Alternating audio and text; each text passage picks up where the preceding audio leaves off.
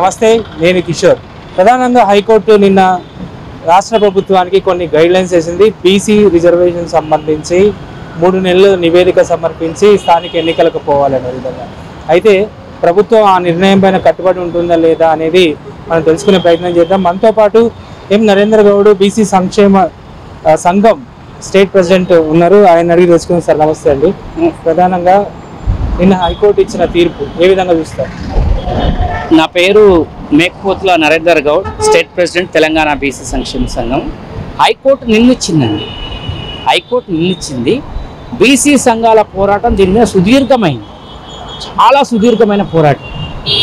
2019లో, 2018లో, అంతకంటే ముందు 2011లో కూడా పార్లమెంట్లో సోషియో ఎకనామిక్ క్యాస్ట్ సెన్సస్ చేయాలని చెప్పేసి లలూ ప్రసాద్ యాదవ్ గారు, ములాయం సింగ్ యాదవ్ గారు, శరద్ యాదవ్ గారు, మాయావతి గారు వీళ్ళంతా కూడా అన్నారు సోషియో ఎకనామిక్ క్యాస్ట్ సెన్సస్ చేశారు.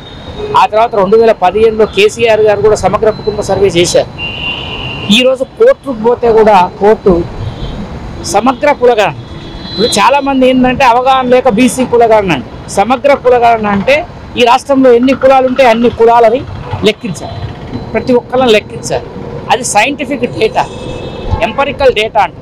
ఎంపరికల్ డేటా అంటే ఏంటంటే ప్రతి ఇంటికి వెళ్ళి అనుభవపూర్వకంగా కలిసి, మీరు మీడియా వాళ్ళు మా దగ్గరకు వచ్చి ఎట్లా కలిసిరో అనుభవపూర్వకంగా వాళ్ళని మీట్ అయ్యి, మీరు ఏ కులము, మీకు ఇంట్లో ఉద్యోగాలు ఉన్నాయా, మీకు రేషన్ కార్డు ఉందా, మీకు ఎంత భూమి ఉంది, మీకు గొర్రెలు ఎన్ని ఉన్నాయి, మీకు బర్రెలు ఎన్ని ఉన్నాయి, ఏ కులం వాళ్ళు ఎంతమంది ఉన్నారు, ఎన్ని కుటుంబాలు ఉన్నాయి, ఎన్ని కుటుంబాల్లో ఎంతమంది చదువుకున్న వాళ్ళు ఉన్నారు, ఏ కులం విద్యాపరంగా, సామాజిక పరంగా, ఆర్థిక పరంగా ముందున్నది, అన్ని కుటుంబాల లెక్కలు, కులాల లెక్కలు తీయాల్సిన అవసరం ఈ దేశంలో ఉంది.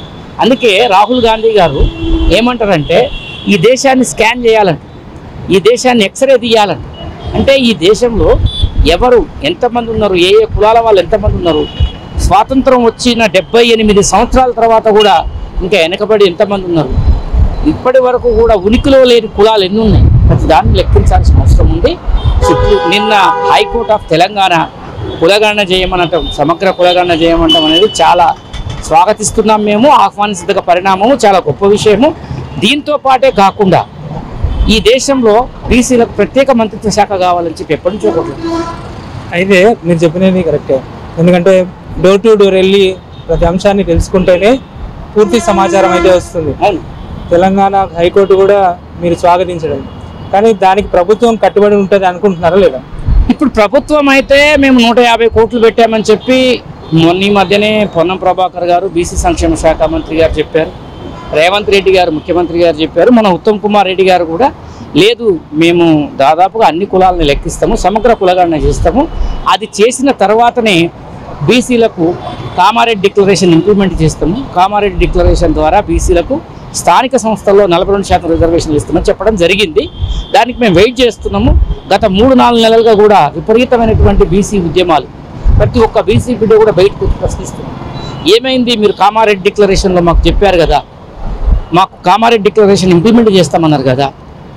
కామారెడ్డి డిక్లరేషన్లో ఏముందంటే రాష్ట్ర వ్యాప్తంగా సమగ్ర కులగణన చేస్తాము, స్థానిక సంస్థల్లో 42% రిజర్వేషన్లు ఇస్తాము, సివిల్ కాంట్రాక్టుల్లో కూడా 42% రిజర్వేషన్లు ఇస్తాము, అలాగే సివిల్ మెయింటెనెన్స్లో కూడా 42% రిజర్వేషన్లు ఇస్తాము, ఇంకా అనేక కులాలకు, అనేక కుల సంఘాలకు కూడా కార్పొరేషన్లు ఏర్పాటు చేస్తాము, అన్ని కులాలని కూడా అభ్యున్నతి దశగా తీసుకొస్తామని చెప్పడం జరిగింది.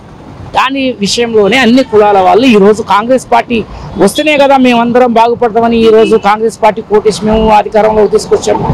గతంలో కేసీఆర్ గారు పట్టించుకోలేదు. ఆయన ఏం చేశాడు, నేనేం చేయాలి, సుప్రీంకోర్టులో కేసు ఉంది, నేనేం చేయలేను కదా, నేను ఉన్నదాన్నే చేస్తా అని చెప్పేసి పంచాయతీరాజ్ 18% కుదించాడు, 34% ఉన్నదాన్ని. తర్వాత మిగతా స్థానిక సంస్థల్లో 23% కుదించాడు. చాలా అన్యాయం జరిగింది బీసీ. దాని మీద కేసీఆర్ గారు ప్రభుత్వాన్ని నడిపే ప్రభుత్వాధినేతగా ఉన్నప్పుడు, ఒక సమాజం నష్టపోతున్నప్పుడు ఆ సమాజం వైపు నిలబడి వాళ్ళ కోసం పనిచేయాల్సిన బాధ్యత ఆయన మీద ఉంటుంది కదా. ఏమాత్రం పట్టించుకోకుండా మొన్న బీజేపీ కూడా మేము బీసీని ముఖ్యమంత్రిని చేస్తామని చెప్పి, అంటే ఆల్ పార్టీస్ కూడా బీసీల వైపు మొక్కు చూపుతున్నప్పటికీ కూడా, బీసీలని అభ్యున్నతి వైపు నడపాలని చెప్పి అనుకుంటున్నప్పటికీ కూడా ఇక చేయాల్సిన అవసరం చాలా ఉంది. ఈరోజు నిన్న మొన్న కాంగ్రెస్ పార్టీ ఒక బీసీకి ఒక పీసీసీ ప్రెసిడెంట్ ఇచ్చింది, అంటే బీసీలను కాంగ్రెస్ పార్టీ గుర్తించింది కదా. రేపు బీజేపీ పార్టీ కూడా ఒక బీసీని పెట్టాలి, బీసీలలో ఇప్పుడు ప్రముఖంగా మా ఈటల రాజేందర్ గారు బీజేపీ పార్టీలో ఆయన ఎంత గొప్ప మెజారిటీ 5 లక్షల దగ్గర ఈ మల్కాజ్గిరి పార్లమెంట్ దేశంలోనే అత్యున్నత పెద్ద పార్లమెంట్ నుంచి గెలిచింది ఈటల రాజేందర్ గారు. ఈటల రాజేందర్ గారిని మీరు ఎందుకు బీజేపీ ప్రెసిడెంట్గా చేయకూడదు? లేదు ఈటల రాజేందర్ గారు కాకపోతే ఇంకొక బీసీకి చేయండి. బీఆర్ఎస్ పార్టీ కూడా ఒక బీసీకే అధ్యక్ష పదవి ఇవ్వాలి. ఎంతమంది బీసీ లేరు బీఆర్ఎస్ పార్టీలో? కమ్యూనిస్టులు కూడా బీసీలని అధ్యక్షులుగా పెట్టాలి. కమ్యూనిస్టు కార్యదర్శులు కూనంనేని సాంబశివరావు, తమ్మినేని వీరభద్రం గారు, ఏచూరి సీతారాం ఏచూరి గారు, వీళ్ళేనా? ఎన్నాళ్ళు ఉంటారు వీళ్ళంతా? ఏ బీసీ వర్గాల వాళ్ళు ఎవరు రావద్దా? నేను సిపిఐ సిపిఎం పార్టీలని, అదేవిధంగా బీఆర్ఎస్ పార్టీని, బీజేపీ పార్టీని నేను డిమాండ్ చేస్తూ ఉన్నా, కాంగ్రెస్ పార్టీ లాగానే మీరు కూడా బీసీలకు మీ పార్టీ అధ్యక్ష పదవి ఫస్ట్ ఇవ్వండి. మీరు మీ చిత్తశుద్ధి నిరూపించుకోండి. మేము అధికారంలోకి వస్తే బీసీని ముఖ్యమంత్రిని చేస్తాము, అది కాదు కావాల్సింది. ఇక్కడ బీజేపీ పార్టీకి బీసీ నుంచి ఒక రథసారథి కావాలి, కాంగ్రెస్ పార్టీకి ఉన్నట్టే. నిన్న మొన్న బీజేపీ ఇచ్చింది, బండి సంజయ్ గారికి ఇచ్చింది, డాక్టర్ లక్ష్మణ్ గారికి ఇచ్చింది, ఇవ్వలేదని కాదు, మళ్ళీ కూడా బీసీని పెట్టాల్సిన అవసరం ఉంది. దానికి ఈటల రాజేందర్ గారు అయితే సూటబుల్ పర్సన్ అని చెప్పి నేను చెప్తాను. అన్న మీరు చెప్పినది కరెక్టే. ఎందుకంటే అన్ని పార్టీలు బీసీలకు స్థానం కల్పిస్తేనే తెలంగాణ కానీ దేశం కానీ బీసీలకు రాజ్యాధికారం వచ్చే అవకాశం ఉంది. అయితే ఇప్పుడు స్థానిక ఎన్నికల్లో కులగణన జరగకుండా ముందుకు వెళ్తే బీసీ సంఘాలన్నీ పెద్ద ఎత్తున ధర్నాలు చేయాలి, పెద్ద ఎత్తున పోరాటం చేయాలనుకుంటున్నాయి. అయితే కోర్టు ఒక గైడ్లైన్స్ ఇచ్చిన నేపథ్యంలో ఒకవేళ ప్రభుత్వం అది పాటించకుండా స్థానిక ఎన్నికలకు పోతే మీరంటూ ఎటువంటి కార్యాచరణ చేస్తారు? ఇప్పుడు గౌరవ హైకోర్టు స్పష్టంగా చెప్పింది, మీరు కులగణన చేయకుండా ఎన్నికలకు వెళ్ళకండి, కులగణన చేసిన తర్వాతనే ఎన్నికలకు వెళ్ళండి అని చెప్పి. అంతకుముందు గతంలో సుప్రీంకోర్టు కూడా చెప్పింది, ఎంపరికల్ డేటా మీ దగ్గర ఉంటే ఆ ఎంపరికల్ డేటా ద్వారా మీరు రిజర్వేషన్లు పెంచుకోవచ్చు అని చెప్పి. ఈ రెండు విషయాలను దృష్టిలో పెట్టుకొని ప్రభుత్వం వ్యవహరిస్తుందని నేను అనుకుంటున్నాను. ఎందుకంటే ఇప్పుడు మన హైకోర్టు అత్యున్నత న్యాయస్థానమే చెప్పినప్పటికీ ఒకవేళ ఎన్నికలకు పోతే మాత్రం బీసీలందరూ కూడా వాళ్ళ ఆగ్రహానికి గురిగాక తప్పదు కాంగ్రెస్ పార్టీ. రాహుల్ గాంధీ గారు ఒకవైపు నుంచి కులగణన దేశవ్యాప్తంగా చేస్తామంటుంది. సరే, ఇప్పుడు అధికారంలో బీజేపీ పార్టీ ఉంది. నిన్న మొన్న ఆర్ఎస్ఎస్ కూడా స్టేట్మెంట్ ఇచ్చింది, ఏమని? మేము కులగణనకు వ్యతిరేకం కాదు. క్లియర్ అయిపోయింది. ఇంకెవరు వ్యతిరేకం ఉన్నారు ఇక్కడ? గతంలో ఆర్ఎస్ఎస్ వ్యతిరేకం ఉంది, బీజేపీ వ్యతిరేకం ఉంది, ఇప్పుడు ఆర్ఎస్ఎస్ ఒప్పుకుంది వాళ్ళ మాతృ సంస్థ. ఒకవేళ రేపు రేవంత్ రెడ్డి గారి గవర్నమెంట్ కనుక దీంతో ఈ కులగణన చేయకుండా రిజర్వేషన్ పెంచకుండా ఎన్నికలకు పోతే మాత్రం బీసీల ఆగ్రహానికి గురిగాక తప్పదు. థ్యాంక్ యూ అన్న, థ్యాంక్ యూ.